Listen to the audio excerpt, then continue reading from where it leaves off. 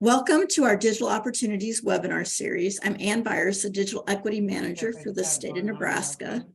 I'm with the Nebraska Information Technology Commission and Office of the CIO. We have been meeting on most Wednesdays at 11 a.m. starting in January, and we'll probably be going into May or June. We may take a break next month because we're scheduling a lot of outreach meetings, but then we will resume. And the webinars provide an opportunity for us to learn together and to support state and regional digital equity planning efforts. Today's webinar will focus on STEM and workforce development. We have some really amazing speakers today talking about very innovative programs in Nebraska. Our speakers today include Shauna Dorsey from the Nebraska Tech Collaborative, Alan Wang from Prairie STEM, and Candace Miller from the AIM Institute. Please put your name in the chat. This will help us track attendance. And if you would like to be added to our email list, please also include your email in the chat.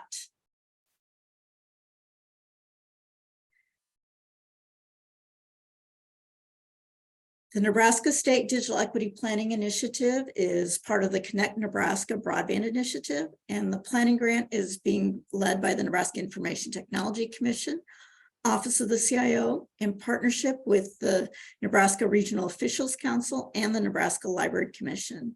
And this initiative is funded by a grant from the National Telecommunications and Information Administration. Recording slides and links to resources are posted at broadband.nebraska.gov and nitc.nebraska.gov. So before we get started, here's a heads up on our next webinar on March 22nd. We'll be focusing on the Affordable Connectivity Program with Anthony Butler from the FCC, Jenny Miller from Education Superhighway, Aaron Beanel from the South Central Economic Development District, and then we've also invited SEN to discuss their ACP outreach grant. And with that, I'm going to turn it over to Shauna Dorsey to talk about the initiatives of the Nebraska Tech Collaborative and why developing an IT workforce is important for Nebraska. Thank you. Okay, so just a quick overview of this deck. I'm going to talk a little bit about what the NTC is and some of the tech workforce trends we're seeing, and then a little bit about our programs. But I really want to state that groups like AIM Institute and Prairie STEM are out here doing the important work, and we're here to help them do more of it. That's where we but if you go to the next slide, NTC is an Exarban workforce initiative. So if you're not aware, Exarban, it's been around for a very long time, and it runs several workforce related initiatives.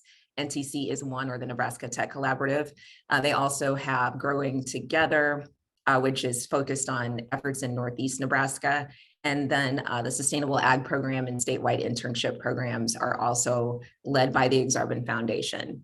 With this structure, and this is just important to kind of understand like how we operate, but the structure, it allows these initiative leaders like myself to focus on our mission and vision, and the Exarban team is able to come in behind and support us with like HR, legal, all of the other sort of nonprofit management sort of work. So that's how we fit in the Exarban Foundation. Next slide. And with the NTC, I lead it with two super talented folks, Grace Kane and Melinda Meyer. And then we have a series of advisory groups that are led by volunteers from the tech community and programs that we run. And I'll get into those a little bit later. Next slide, please. So just a little bit about the state of tech in Nebraska. Tech-related occupations, as many of you might know, are important across the state and in a variety of industries. So there's not like a tech industry that these jobs fit into. They spread across all different industries, including ag, finance, insurance, et cetera. You name it, there's a tech component. The number of jobs tech jobs in Nebraska have grown by 21% in the past 5 years, 7,000 new tech jobs since 2016. And then tech jobs have outpaced the overall job growth in the state. On the next slide, we'll talk a little bit about occupations and salaries. So these are the top 5 jobs in Nebraska as far as tech positions go. And so when we think about where the NTC focuses its efforts, we want to make sure that we're helping fill the pipeline with software developers or engineers, as they are sometimes called, and those support specialists in those types of roles. But there are a variety of tech jobs. These are the hard tech jobs, as you see, but there are tech adjacent roles like project managers like me and others who do work to support the engineers and architects out there. On the average, the tech worker in Nebraska makes about $83,000 per year. Nationally, that average is around $94,000. So we lag a little bit there, which is one of the challenges we're facing when it comes to attracting and retaining talent in the state.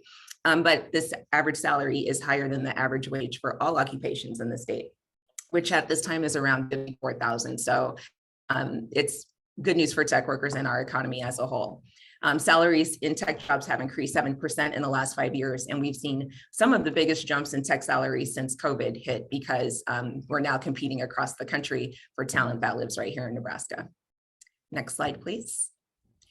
On the diversity side, we're still lagging, but I like to remind people that Nebraska is not a very diverse state yet. At this point, we're getting there, especially with our kiddos that are increasing the diversity in our state and will join our future workforce. But at this point, we are in tech, women account for 24% of the workforce, and African-American, Hispanic, Latino, and Native Americans combined, each represent less than 5% of the state's tech workforce. So there is a huge opportunity there, given that the population of available workers in those demographics are much higher than 5%. So we have some opportunity there. Next slide. And then on the tech startup side, and I bring this up because NTC is focused on tech startups in ways that we can help them be more successful and create more jobs. But according to the Kauffman Foundation in 21, Nebraska ranked 19th, and we were 21st in 2019. So we have made some strides, but we're lagging behind states like Colorado, Missouri, and Kansas in terms of startup activity. And you'll see that those states, if you do a little research, do attract a lot more talent, especially Colorado. Denver is a hub for tech talent. In 2020, Nebraska ranked 19th in the state, and that also included 1,100 or almost 1,200 new businesses created. Nebraska has also created over 14,000 jobs since 2006, Nebraska startups, which is amazing. And they have or are expected to create an additional 5,000 jobs by 2025. The challenge with this information is that the job creation is excellent, but if the talent isn't there, it causes some of our startups to relocate, which we've seen happen over the last couple of decades. The startup scene is supported by a number of organizations, including the new Move Venture Fund, launched by Charlie Cuddy and Manny Cavedo. Also Nebraska Angels, In Motion out of Lincoln, and Invest Nebraska, among others. So there are lots of groups that are trying to put some supports around startups, and including SourceLink Nebraska, just heard about them yesterday. Lots of great resources to help startups launch and be successful. Next slide, please. So on the talent attraction and retention side, like some of the challenges we are facing, we have a shortage of skilled workers. So we have more job vacancies than we have available talent. That was as of 2020, it's still true today.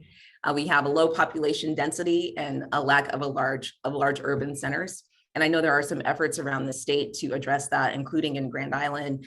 Norfolk is working on that. Omaha is, Lincoln, of course. So there are some efforts there, but it's challenging.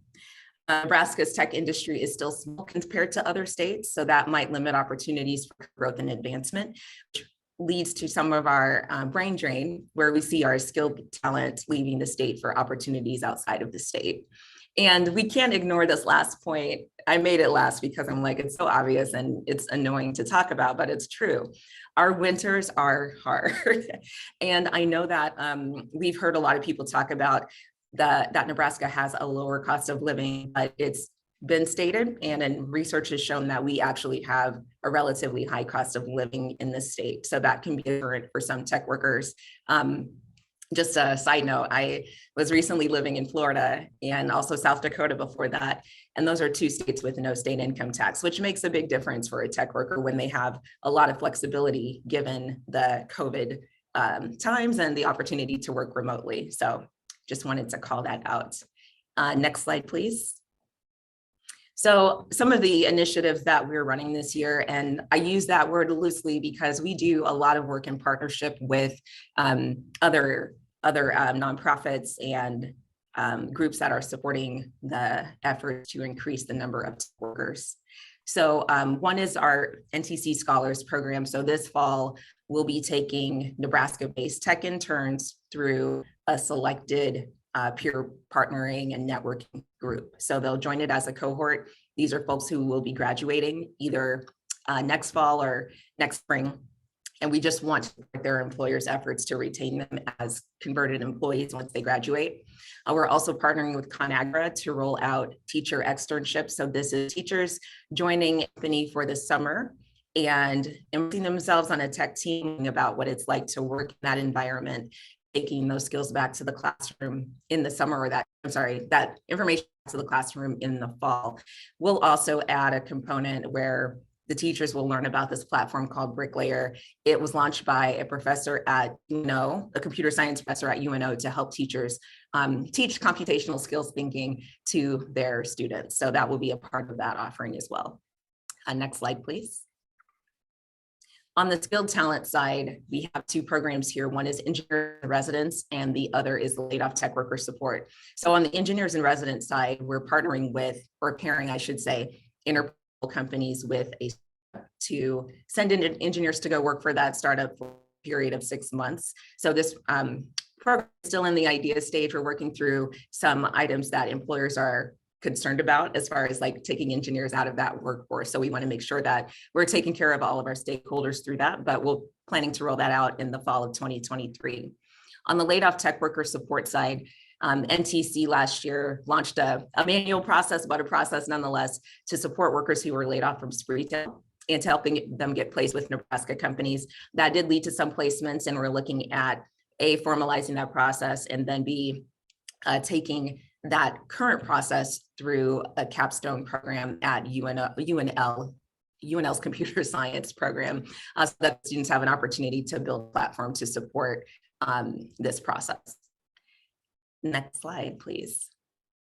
And this is our final slide on our startup support or innovator support. We have called Pioneers, which I liken to a leadership Nebraska or leadership Omaha type of program. So it's a 9-month program where startup founders, investors, other stakeholders who are interested in the success of startups join us for a 9-month period. They travel across the state and meet up with other ecosystem builders throughout the state to build their networks and foster those connections.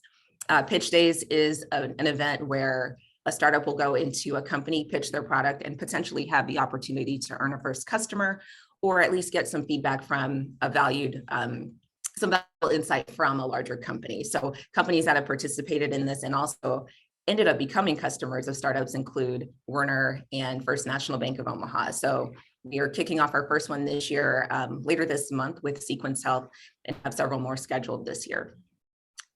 Next slide.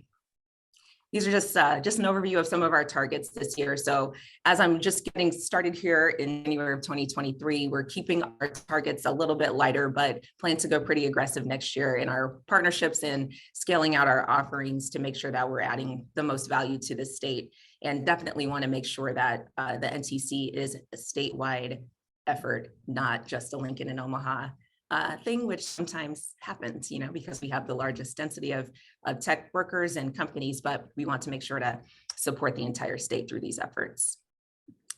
Next slide. I think this is the last one coming up. So those groups at the top are some of the nonprofits we're supporting who are increasing or helping to increase the number of diverse students coming through tech training programs. So that's Mystery Code Society, Girls Code Lincoln, Code Black, and Pitch Black, just doing excellent work to help increase diversity in tech and also in our startup spaces. So just wanted to give them a little shout out there. But that is my last slide, and I'm now open for questions.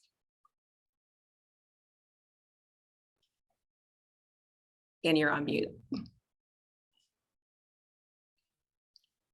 Any questions for Shauna?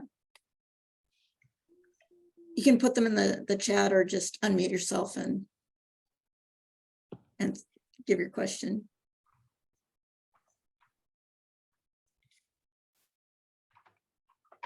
I covered it all, and that's never happens. Okay, well, great job, Shauna. Thank you. And with that, I think we will move on to Alan. Hello, everyone. Thank you, Anne, for putting this together. I appreciate everybody taking time out of your day to hear a little bit about what Prairie STEM is doing, and in the scope of digital opportunities, what we're trying to offer from a pipeline perspective, as well as talking about the landscape of where we live and what we're doing. So this first slide, I just wanted to share that, we're trying to leverage technology to really hook students in a way that helps students understand their greatest value. Before I talk about what we're doing with the students and what the environment looks like, I did want to talk a little bit about, just briefly what Prairie STEM does.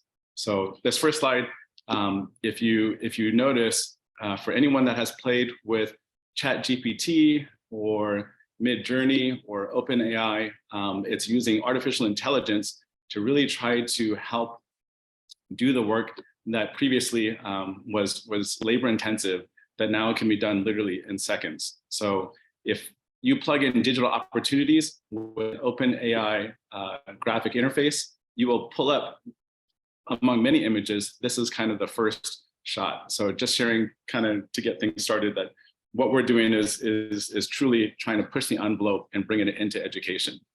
So if you can do the next slide, please. So who is Prairie STEM? We are working in schools. We are working after schools. We're doing all of these things with some pillar programs. Those are things like the Nebraska Robotics Expo, which has really become the STEM Expo. And I'll talk about that briefly here in just a little bit. We do things like robotics in the schools. We do robotics after schools. And we have summer camps where kids, primarily in the underrepresented areas that we serve, North Omaha, South Omaha, we're now leaning into tribal communities and rural Nebraska, are learning things that otherwise was unavailable. We have esports, where 5 years ago, there was literally only a few teams within the state of Nebraska, but because we've been supporting districts and helping high schools start esports teams, at last count, at the last statewide championships, there was over 80 teams represented, meaning 80 schools now have esports teams. And again, I'll get into why that's important, but suffice it to say that esports is kind of where everything is going towards. Our Girls in STEAM program is to bridge the gender gap, and is primarily directed at girls ages 8 to 14. And these are girls that come in for a 10-week program. The first 5 weeks are dedicated to topics in STEAM, and this is either after school or on weekends, on Saturday, where they come in for an hour and a half. The last 5 weeks are devoted to innovation challenges, where typically on an annual basis, it leads into the Robotics Expo, where the girls have teams that can now compete with all the other teams coming from schools around the state on robotics challenges. Previous to the Girls in STEAM program, it was pretty heavily loaded on the boy side. Now, because of Girls in STEAM, we actually have girls not only competing, but winning and really kind of showing off their skills among their peers.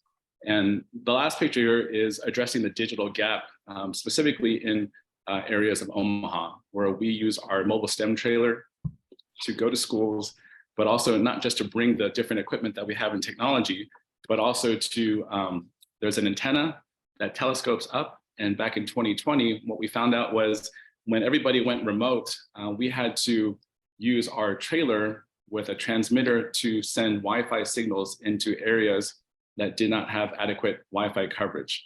And what we found was the infrastructure that was in place, specifically in Omaha, was lacking support for all kids, where even though districts were issuing devices like iPads, only 15% of those, for example, in specific districts were getting connected at a levels where they could have a Zoom call or a Teams meeting call. And so what we did was we mapped out the entire city. We showed what areas were high and what areas are low. And then those areas that were low, we would bring in the trailer to show that we could actually impact it. And this was meant to be a pilot for the city and the districts to use for strategic planning on how to build out the infrastructure. And this basically opened up a whole new world where the map that we ended up creating was a direct overlay of the redlining maps from the 1950s, where east of 42nd Street, the same areas that back in the 50s could not get mortgages, now could not get adequate Wi-Fi coverage. Okay, next slide, please. So who is Prairie STEM? We are, again, after school, we're providing STEM kits for kids. This started as a result of COVID, where we're providing hands-on materials for students to be able to continue the learning in a home environment.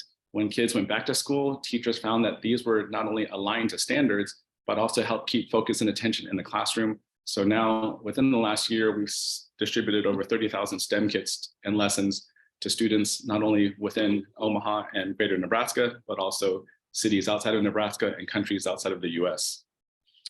Let's see. We also do many community events for outreach. We feel it's very important to get families' support systems to understand why it's important to sign your kids up for things like robotics, for girls in STEAM, for all of these wonderful opportunities that Nebraska Tech Collaborative AIM Institute is providing for the students. In the way that we're doing it is going to these community events, going to festivals, and bringing things like our robotic dog, or bringing things like Oculus goggles to really try and hook the parents in so they can see what their kids are actually learning. We also provide summer camps and opportunities for students to get things during downtimes, during summer, during winter, during spring break that otherwise was not available. Next slide, please. And I know that we're pressed for time, so I'm going to try to speed it up here. Talking a little bit about the current landscape and the potential of where the new technologies are. On the digital landscape side, there's an increased reliance on technology in our daily lives. It has to do with the widespread adoption of smartphones, tablets, and other connected devices. There's also an acceleration of digital transformation across all the different industries, from finance to healthcare to retail, and it leads to a greater use of everything data analytics, automation, and cloud computing. 10 years ago, there was nothing along the lines of what we're talking about today. Even a few years ago, when you're talking about things like natural language-based AI or graphic user interface AI, that wasn't even in existence. So we're living an incredible time right now.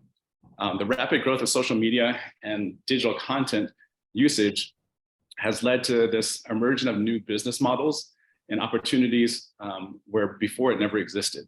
So along the lines of Moore's Law, where technology accelerates and doubles, there's going to be a new law. It'll probably be called Altman's Law, because named after Sam Altman, the creator of OpenAI.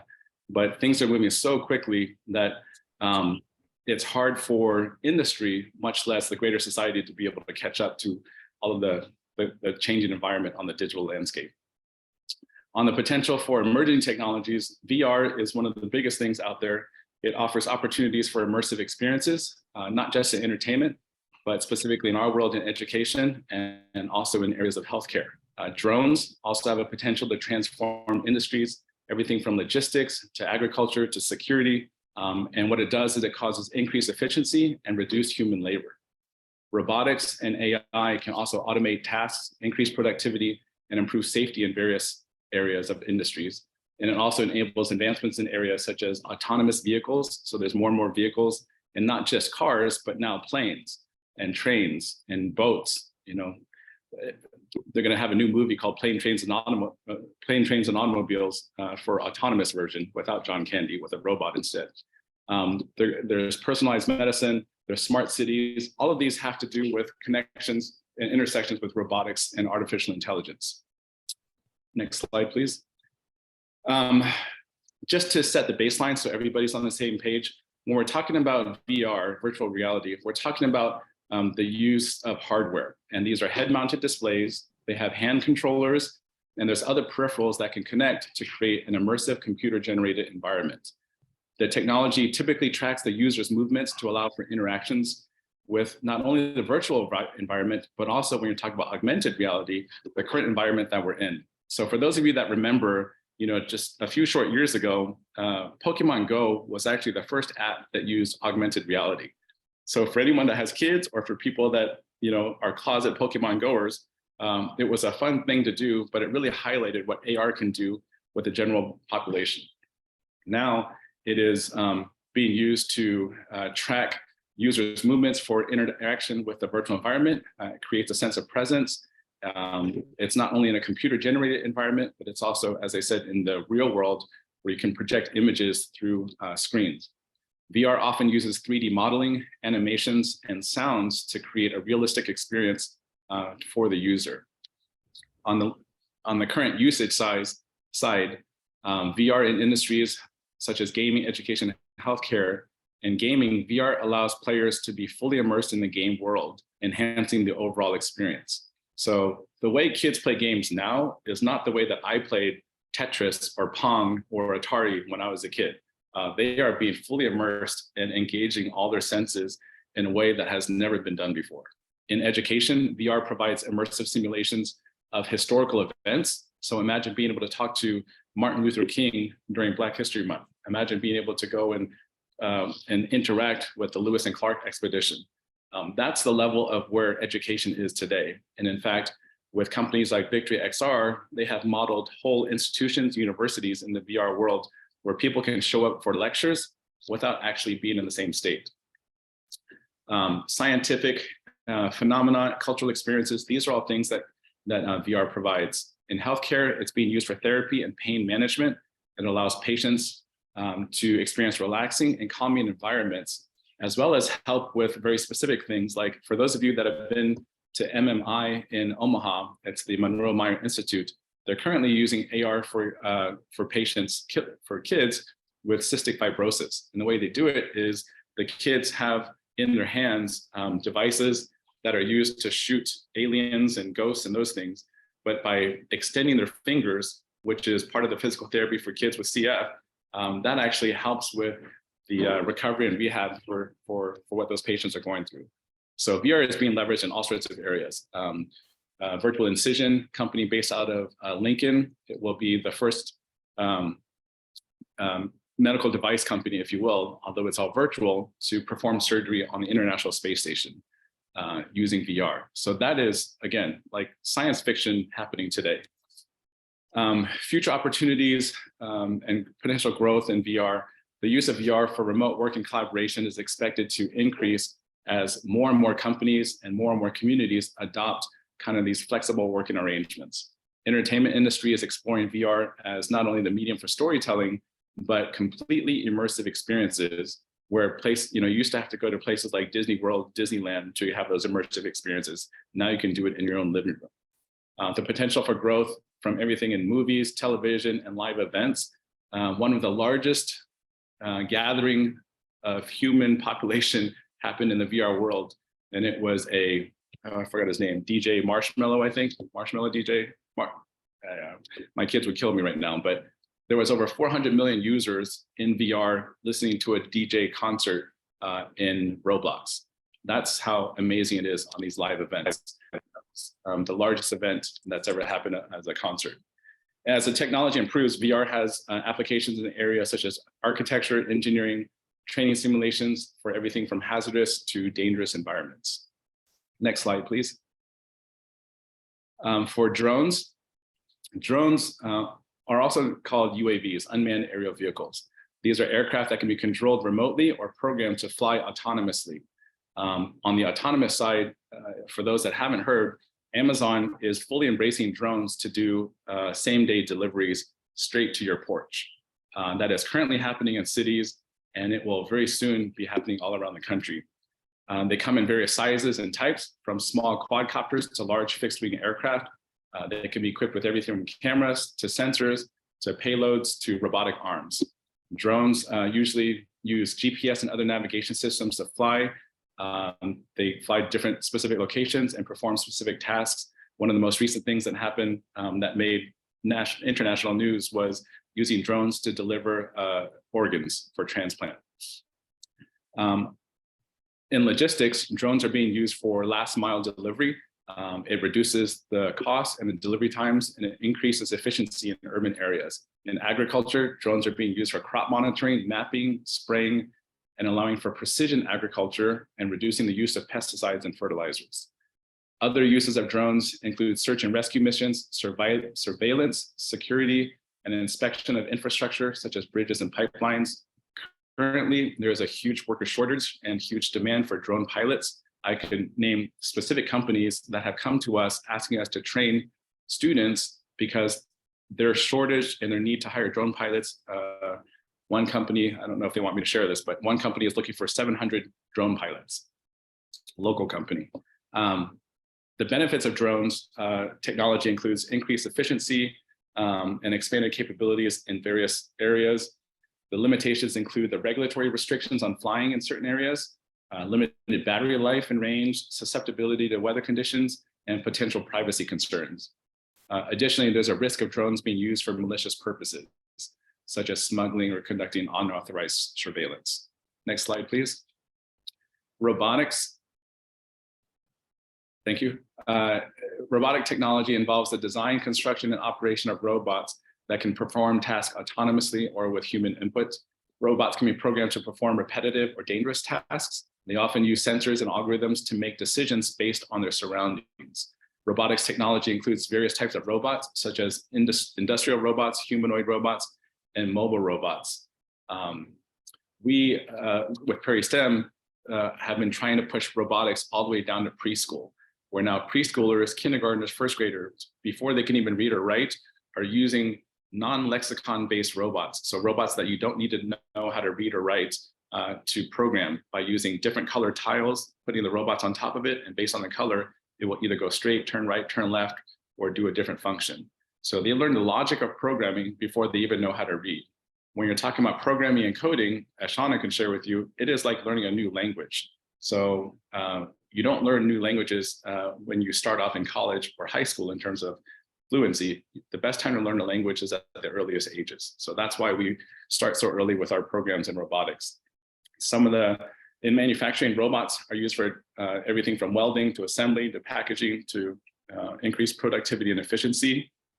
In healthcare, as I mentioned earlier, with companies like Virtual Incision, robots are being used for surgery, rehabs, caregiving, and it ultimately improves patient outcomes. In agriculture, robots are being developed for everything from harvesting to planting to monitoring crops.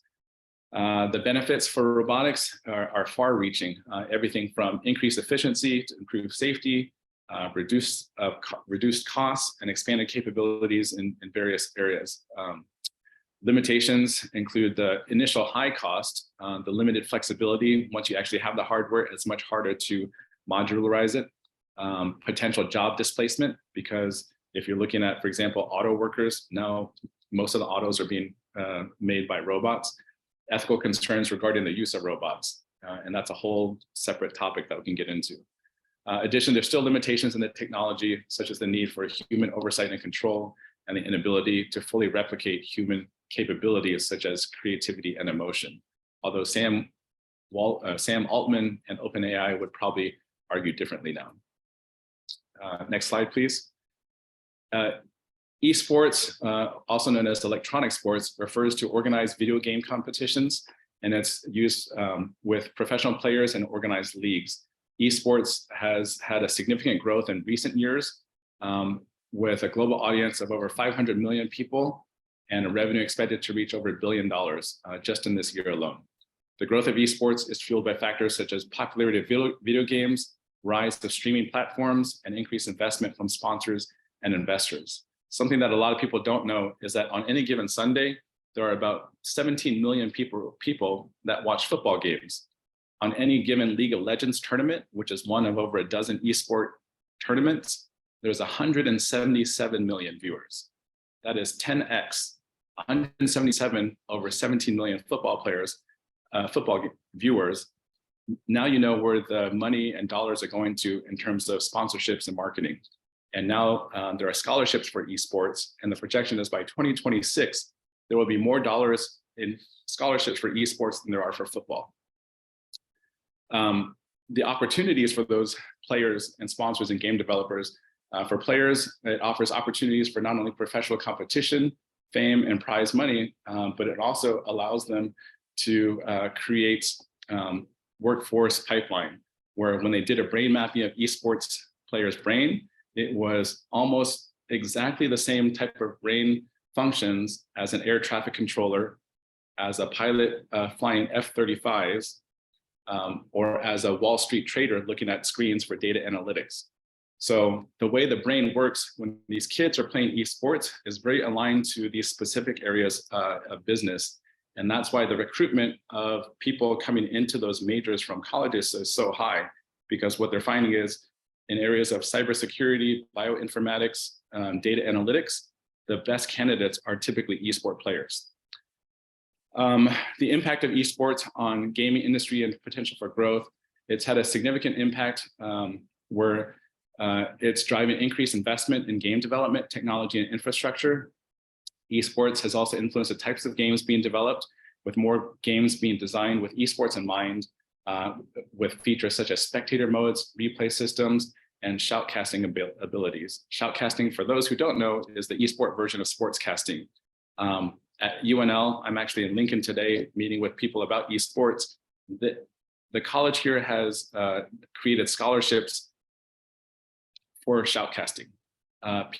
Kids now that are sportscasting esport games can get scholarships to come to UNL within the College of Journalism and Mass Communication. I mean, that's mind-blowing. That just happened this year. There are 10 scholarships available. And when kids go through this program, some of the salaries that are being offered for shoutcasters to travel around the world, because there's so few of them, it starts as a 22-year-old at $60,000. And in most cases, it's 6 figures, and in some cases, it's 7 figures for these young kids going into shoutcasting. It's amazing. Let's see. The potential for growth in esports is huge. Obviously, there's new games, leagues constantly emerging, as well as huge investments from not only traditional sports organizations. So soccer teams, baseball teams, football teams now have official, like, league-sponsored esports teams. And for those that don't know, as of last month, they just announced esports with the Olympics. Again, that's a whole nother discussion, and I'm trying my best to rush through here, so I apologize, Ian. Next slide, please. There's just so much, but this is what excites me, and I love talking about it. AI is artificial intelligence, and involves the development of computer systems that can perform tasks that typically require human intelligence, such as visual perception, speech recognition, and decision-making. AI uses techniques such as machine learning, neural networks, and natural language processing to learn from data and improve its performance over time. It includes various applications such as chatbots, image recognition, and predictive analytics. In finance, AI is being used for tasks such as fraud detection, risk assessment, and customer service, which also improves efficiency and also lowers costs. In healthcare, AI is being used for medical imaging, drug discovery, personalized medicine, and also improving diagnosis and treatment outcomes. And some other areas of uses include autonomous vehicles, smart cities, environmental monitoring. I mean, the list just goes on and on. We're living in such exciting times. Benefits of AI include everything from increased efficiency, improved accuracy, lower costs, and its ability to grow entire new industries. There's obviously a risk, and that's associated with things like malicious purposes, cyber attacks, social engineering, things that you read about and see on the news. Next slide, please, and then we're almost done. The tech industry has long been criticized for its lack of diversity and representation.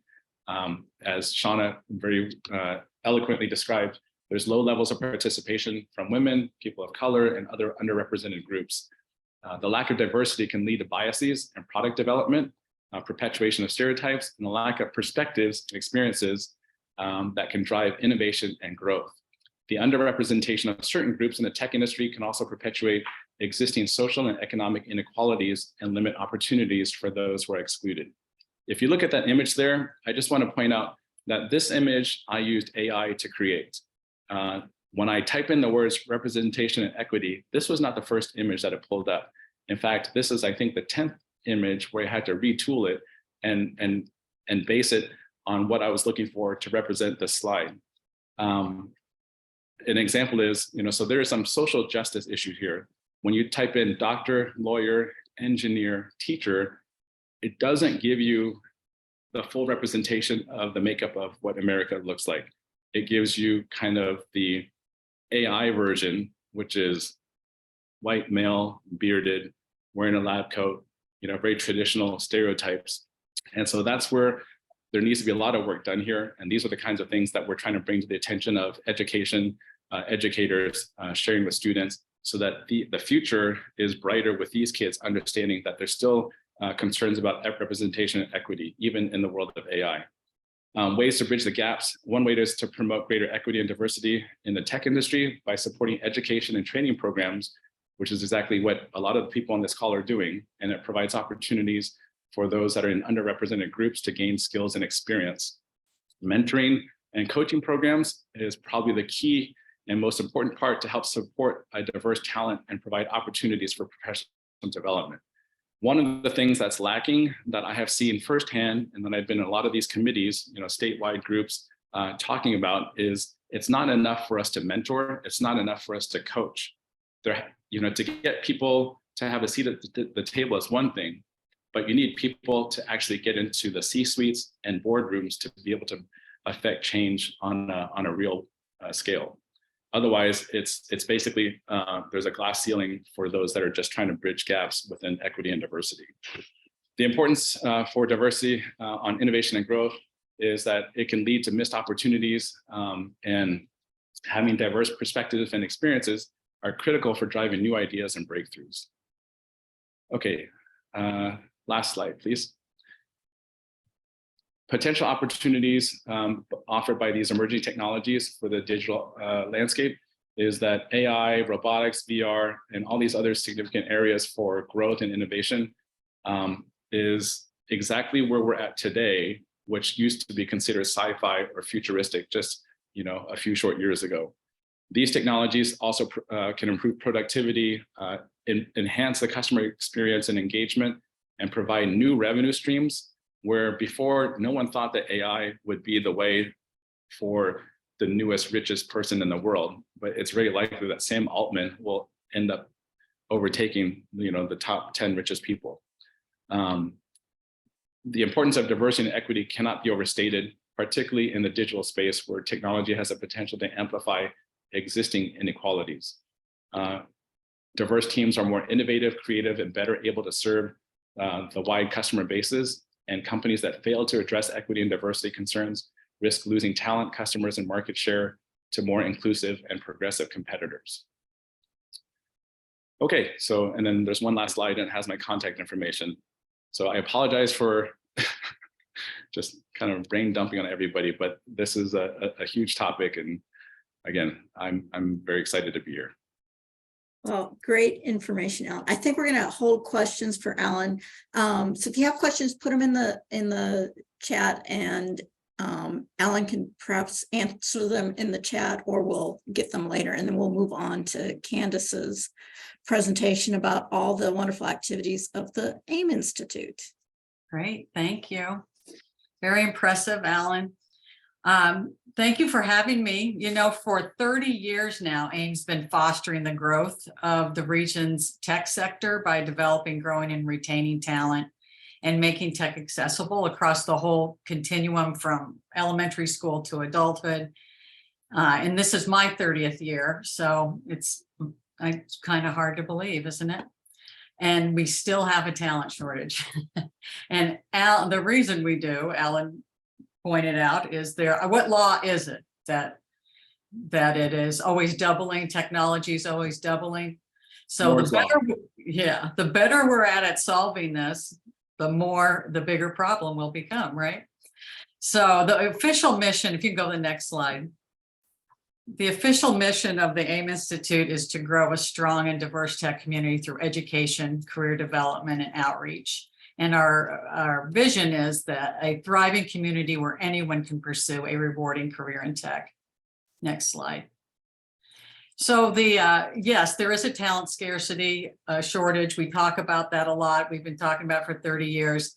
We approach the need in a little bit more nuanced way. There's scarcity, but there's also lack of diversity. But there's also work to be done on the ecosystem and the community as well. The ecosystem is disconnected. The service continuum, one program might not work with another, one college program, one, what you're doing today. You guys have an ecosystem that's working together. And in the tech world, that isn't always the case. And the tech ecosystem is also inaccessible. So while companies are saying, we need people, sometimes you see an unwillingness to lower that barrier to entry, to meet people where they are. So we're working on that as well. So we have some hearts and minds to change on the other side to close that gap. Meanwhile, there's thousands of high-paying jobs that are unfilled. And still, we have pockets of in Nebraska where people still struggle to earn a living. How can that gap exist? So that's what AIM does is we're going to we attempt to close this gap between all this opportunity and untapped talent that's just really waiting to be engaged. Next slide. So we have some guiding philosophies I just want to mention. Tech careers are so varied that there is a place in tech for everyone. Shauna highlighted a few of the really high skill areas, and we definitely need those. But it is a very broad area, and we kind of approach it in these 5 areas. There's probably a million ways to do it, but coding is one area, software, creating apps, websites, programming language, front end and back end, data, capturing, maintaining, processing, analyzing, communicating information, design, the creative aspect, look, feel, navigation, UX, graphic design, infrastructure, managing, maintaining, engineering, all the devices, servers, networks, and then operations and security, all the support functions, training, leading, managing people, and all the rest that there is kind of go into operations. So with that view, technology is super inclusive, where people of various interests and skill levels can find a home and can thrive. An extrovert, an analytic person, a creative, anyone, there is a spot in tech. So also equipping people with relevant skills benefits both the individual and the community. The more our approach is a ground game, we're one person at a time, we're trying to get on board. And then also to really change the course of someone's life, programs have to include a human. They need to be substantive and a sustained effort. You know, a quick website, unfortunately, or a workshop isn't going to change that trajectory. So we try to infuse that in our programs as well. Next slide. Thank you. Okay, so the 5 main areas of our programs are access, getting people curious, creating understanding, some basic tech skills across the spectrum of careers. Academy programs are cohorts where they start together and end together, they graduate together. And those include more personal and professional skill development as well as tech skills. And a lot of focus on overcoming personal barriers. These are the programs where a lot of the students are underrepresented. Our tech ed includes our code school and our SWIFT program in Iowa. SWIFT stands for Southwest Iowa Free Tech Training. Events and outreach. We have our Heartland Developers Conference, our AIM Tech Awards, and our STEM community platform, which is a centralized system for STEM career and program information that I'll talk a bit about more in a minute. And our membership program for employers that provides access to talent and other benefits. Next slide, please. Thank you. So if you kind of take a look at those access programs, Academy, Tech Ed, there's some other, we have some different names for them here in the blue, but it kind of goes across. You can see access programs are for everyone, elementary, middle, Academy programs for more middle and high, and then our more advanced tech education is for college and professional. And our services sort of stack. Everybody gets those first things, and then they, as you go through the continuum, it gets more and more substantive, the services. Next slide. Okay, this is a busy slide, but we have 2 main things we're trying to do in these, in the 2 blue boxes to the left. Help tech firms and tech pros at the top panel and get into tech and help them grow their careers. So at the bottom panel is all about the individuals that we're trying to provide services to, and the top is the employers, and connecting the 2 then ultimately are the things that can make a huge difference. Work-based experiences, mentoring, internships, job shadowing, guest speaking, those kinds of things. And then a really key part of what we're doing now is our Tech Career Navigator program helps get people into any program, not just our individual code school, but we're the vast majority of who we serve when we talk to them about is Tech for You will be to send them to another program in a UNO or UNL or somewhere in Iowa as well. Next slide. So our core services are Tech Career Navigators. Everybody at AIM, all the service providers attempt to provide this to their students. And, you know, it's a pretty simple process. You connect with a Tech Navigator. You figure out what area of tech is the right for you through workshops, assessments, just one-on-one exploring.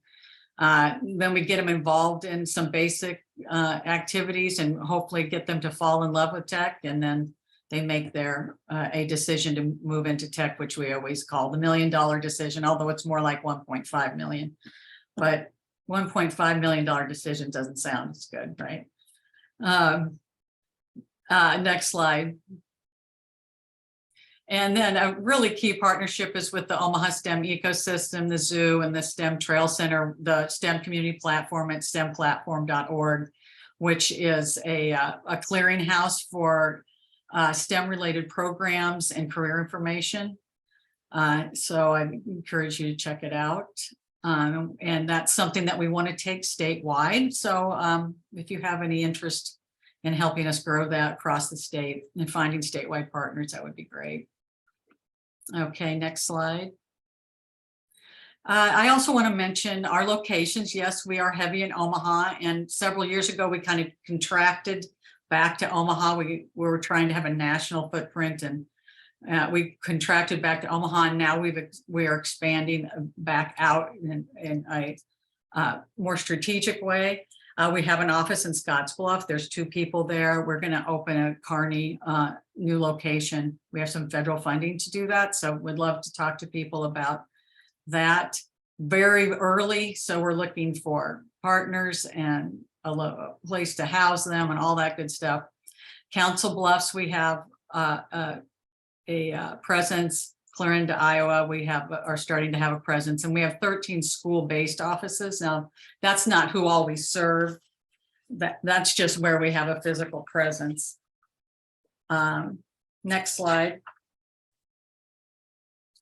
Okay, and just to give you some numbers, and this is not in a slide, I don't think. I added it like 5 minutes before this started. So we serve 5,700 people across all the programs.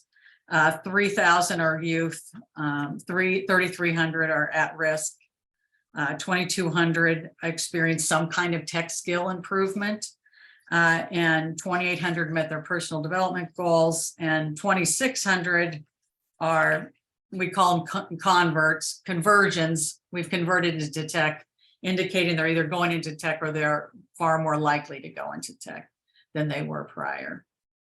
So that gives you, that gives you kind of a flavor for what AIM's up to and what we offer. And we have about 5-10 minutes left, so I'll kick it back to Ann for questions. Oh, I have a lot more slides if you want to go through these, but there's like 10, 12 more and I won't go through. Okay. Yeah, well, I can end the slideshow and stop my screen sharing here. So any questions for any of our speakers? And I want to say thank you to all of our speakers. I think you all hit it out of the ballpark. So you did a great job. Okay. That's great. Yeah, Monica, are there any questions in the chat that? Yeah. Can you hear me? Yes. Okay. Michaela Hebert for Alan. She says, you mentioned that during COVID, you were able to transmit Wi-Fi signals to areas that needed that service in Omaha. How do you do that? And is there any way that you can transmit across the state to the rural areas that lack connection? Thanks, Monica. I answered that in chat, but in short, yes, there are different ways to do it. And it's based on topography. It's based on infrastructure. Those areas that have fiber, it's much easier. For those areas that don't, you have to be a little bit more creative on solutions. There is a we've been going through this long enough to now there are case studies happening all around the country. Shelby is schools, hospitals, and libraries for broadband. And it's a national coalition of anchor institutions trying to make that last mile connectivity happen for everybody. But yeah, there's a entire research paper dedicated to looking for solutions to rural areas. I'm just going to say the question so that everybody can hear the response. Tom Bliss said for Alan, what is your biggest hesitation with AI? Reading Kevin Roos's article about Bing's AI chat fear was kind of creepy. Yeah, I would agree. No, it is creepy. There are definitely scary things happening where it's blurring the lines of what's real and what's not. My biggest hesitation with AI right now is that it is still a learning platform, that machine learning is happening in real time. If you look at ChatGPT, OpenAI, the disclaimer is that this is a beta test. And so everything that you use is being added into the database and machine learning algorithms. My hope is that for the majority of the people that are using it, they're using fact-based inquiries and those things. There are people that are trying to negatively impact the machine learning by feeding facts that are not real. And so the discernment by the AI is really where there needs to be a lot of advocacy. And it may require legislation, which at this point, it's still in its infancy. Most people, especially legislators, have no idea what the future looks like. Can I add to that one of the things that I do with ChatGPT is if I am researching something or looking it up, I'll ask it for the sources as well. So you can do things like that to kind of like double check the information you're getting back. But yeah, I agree with Alan for sure on this. But again, we're not going to be leaving ChatGPT. So as educators, as school systems progress, I think there needs to be intentional inclusion of ChatGPT, of AI into the learning curriculum, because it's here to stay. Now that it's here, now we have to figure out how to use it as a tool rather than worrying about it as something to avoid.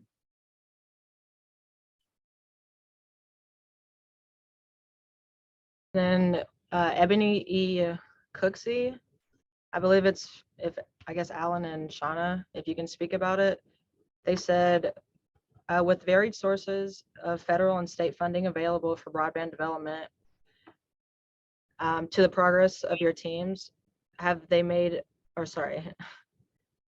either Anna or Shauna speak to the progress your teams have made regarding apprenticeships, workforce training for broadband related positions, and digital equity work with statewide anchor institutes?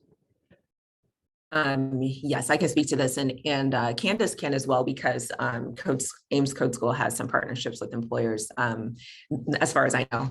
But with NTC, like I mentioned before, we don't do delivery directly, but our partners do. So like, for example, Mutual of Omaha Insurance Company has an apprenticeship type program that they run in collaboration with MCC's Code School.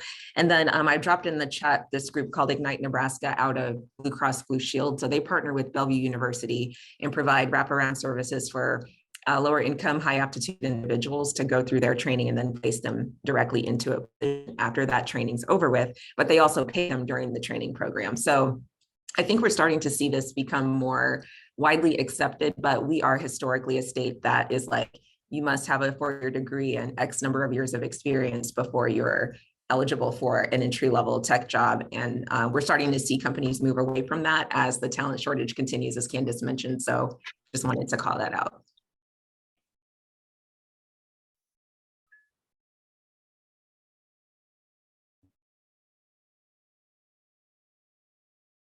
I'm not chiming in because Alexa is doing her 12 o'clock reminder. But yes, Shauna's right. All across the state, there are all kinds of initiatives like that happening, but they are one-off. And, that's one individual effort at a time. And somehow we got to figure out how to make this a cohesive, oh my goodness, there she is. Yeah, I'll just kind of continue with what Candace is saying. Like, there is an effort to make this a statewide offering, but I think the biggest challenge is going to be employer buy-in. And that's the thing that I'm seeing that has been the hardest to overcome, but we're getting closer and it's becoming more widely accepted. Yeah, the groups that I'm on are MAPA, the Metro Area Planning Agency. They are working on a statewide initiative. There's the NTIA, that is a federally funded program to do exactly what it is that we've been trying to do for the last 3 years. There's funding available. There's now infrastructure, basically recipes for success happening. All of these programs, none of it is fast enough. I feel like, had we started 3 years ago, everybody would be connected by now. So we are already behind the curve when the alarm was sounded 3 years ago. The good news is that things are actually happening now. The bad news is when you have federal funding coming into the state, then it has to go through legislation, it has to go through appropriations, and not everybody is on the same page. So my best suggestion is to work with policy and advocacy to try to get that funding to go to where it's needed. And Shelby, that if you Google Shelby, Schools, Hospitals, and Libraries for Broadband, they have links for regional solutions. And there's, again, different areas where they've done white paper studies to show that these things actually work. One of the most progressive studies talked about urban areas using the mothership, which is going through school districts where every school has fiber, and having access points going out through city assets, so street lamps, stoplights, and by having an access point at each location. I mean, this is exactly what the Blink network in Council Bluffs is already doing.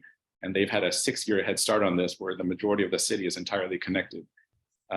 For us, we can do that and then layer on top of that for kind of areas that are subsidized housing. In the past, it wasn't given to all of those residents in terms of Wi-Fi coverage, but now because of federal funding, the national momentum is to use corporate models, which is hotels. If you check into a hotel, you can get Wi-Fi coverage in every single room in that hotel. So there's no difference in terms of these multi-unit or subsidized housing developments, where using that model, the commercial model, everybody in those areas can also get connected. Okay, thank you. Candace, I have a question for you. So what kinds of programs are you looking at providing through the Kearney office? Great question. So we're going to start with the access programs.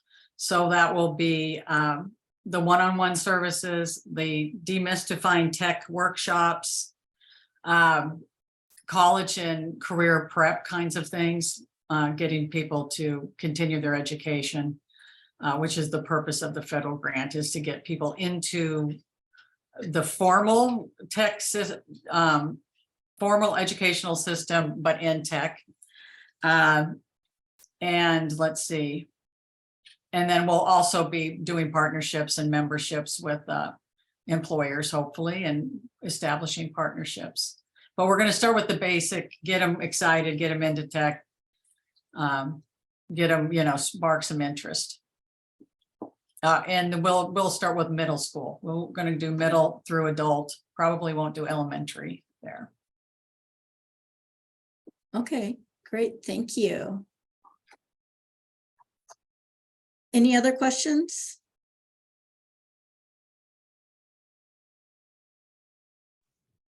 Tom Bliss says, Alan, how do I sign up for a Shoutcaster? I got Madden and Fortnite game. That's awesome. So I'm here in Lincoln, where I'm working with Rabble Mill the Bay on a whole new program for shoutcasting. As I mentioned earlier,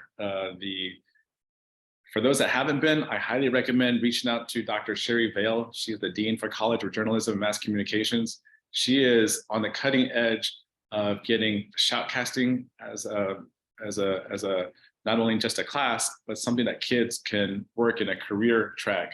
And yes, Madden, Fortnite, all of those things are being done there. And over here, just across the street, I'm over here at the Turbine Flats.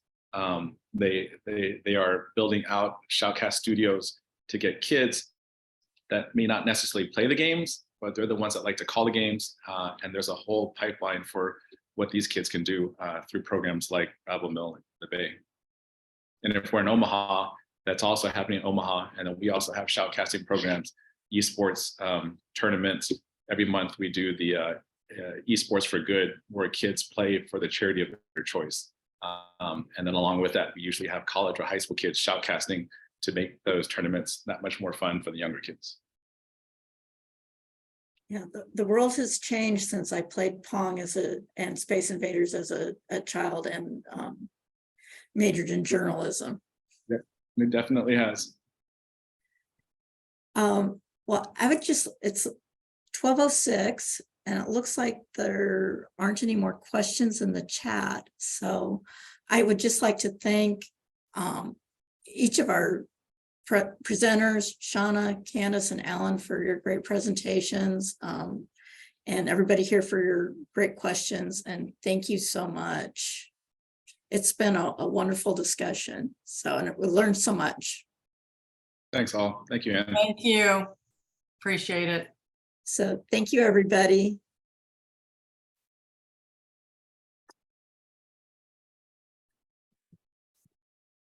Thank you, everyone.